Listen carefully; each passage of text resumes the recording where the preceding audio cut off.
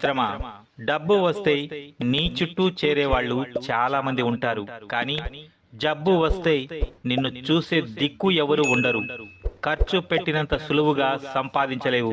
కాబట్టి నీ కోసం కొంత దాచుకో. ఈరోజు నిన్ను గొంగలి పురుగు అని అసహించుకున్నవారు నువ్వు సంపాదించావు అని తెలిస్తే నిన్ను సీతాకోక చిలుకలా వర్ణించడానికి మాటలు వెతుకుతారు. సరిగ్గా మనిషి జీవితం కూడా అంతే. నీ దగ్గర డబ్బు లేక కష్టపడుతున్నప్పుడు రాని ఎవ్వరు, బాగా సంపాదించి నువ్వు సుఖపడుతున్నప్పుడు వెతుక్కొని మరి వస్తారు. మేడి పండు చూడ మేలిమయుండును, పొట్ట విప్పి చూడ పురుగులుండును అనే జీవిత సత్యాన్ని ఊహ తెలిసినప్పటి నుంచి చదువుకుంటూ వచ్చావు. అయినా సరే ఇంకా నువ్వు నీ చుట్టూ ఉండే మేడి పండ్లను చూసి మేలిమైనవి అని భ్రమపడుతున్నావు.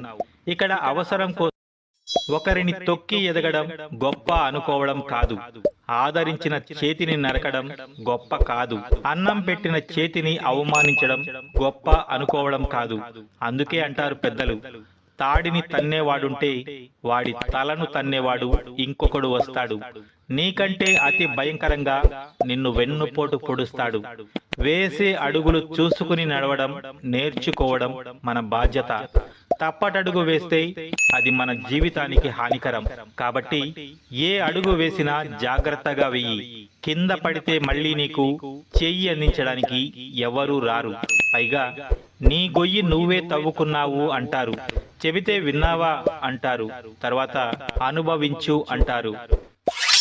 బ్రతుకు మీద బాధ్యత లేనివాడికి భవిష్యత్తు మీద హక్కు ఉండదు.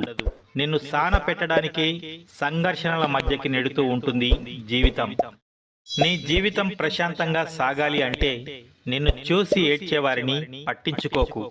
నీకోసం ఏడ్చేవారిని మరచిపోకు. ద్వేషించేవారి దరి చేరకు. నిన్ను ఇష్టపడే వారి నుంచి దూరం జరగకు. నిన్ను ప్రేమించే వారిని చులకనగా చూడకు. నువ్వు ప్రేమించే వారిని నిర్లక్ష్యం చేయకు.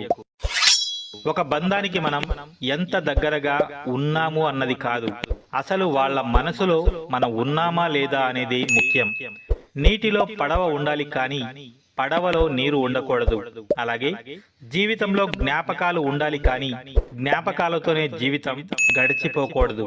అదే నిజమైన జీవితం. నువ్వు సంపాదించిన హోదా, డబ్బు, చదివిన చదువు, నువ్వు ప్రేమించిన వారు ఇవేవీ నీ ప్రాణాన్ని కాపాడలేవు. చావుకు చిన్న పెద్ద తేడాలు ఉండవు. పుట్టుక చావు రెండు ఆ దైవాధీనం. నాణ్యతను బట్టి వస్తువు యొక్క ధర, మాట్లాడే విధానాన్ని బట్టి వ్యక్తి యొక్క విలువ ఆధారపడి ఉంటాయి. పనికి మాలిన వస్తువులకు విలువ ఎలా ఉండదో పనికి మాలిన మాటలు మాట్లాడే వాళ్ళకి కూడా అంతే. అనుభవం అంటే భూమి పుట్టక ముందు పుట్టడం కాదు. ఏదైనా మాట్లాడే ముందు ఎదుటి మనిషి మనసు నొచ్చుకుంటుందా అని ఆలోచించి మాట్లాడే బుద్ధి ఉండడం. అది లేనప్పుడు ఎంత వయసున్నా అనుభవం ఉన్నా వ్యర్థమే. కొన్నిసార్లు నీకు నువ్వే భుజం తట్టుకోవాలి. ఎందుకంటే ఇక్కడ తట్టేవారి కంటే నెట్టేవారే ఎక్కువ ఈ లోకంలో. కొన్నిసార్లు నీకు నువ్వే నవ్వించుకోవాలి. ఎందుకంటే నిన్ను నవ్వించే వారి కన్నా నవ్వుల పాలు చేసేవారే ఎక్కువ ఈ లోకంలో. అలాగే కొన్నిసార్లు నీకు నువ్వే ఓదార్చుకోవాలి. ఎందుకంటే ఓదార్చే వారి కంటే నిన్ను ఏమార్చేవారే ఎక్కువ ఈ లోకంలో. పంచదార తీయగా ఉందని ఎక్కువగా తినడం ఈ హానికరమే. నిలబడి ఆలోచిస్తే అద్భుతాలు జరగవు. నిరంతరం శ్రమిస్తేనే విజయం నిన్ను వరిస్తుంది. పడిపోతాను అని భయపడితే నడక రాదు. ఓడిపోతాను అని భయపడితే విజయం రాదు. ఫలితాన్ని నువ్వు నిర్ణయించకు. ప్రయత్నిస్తూ పోతే ఫలితం అదే వస్తుంది.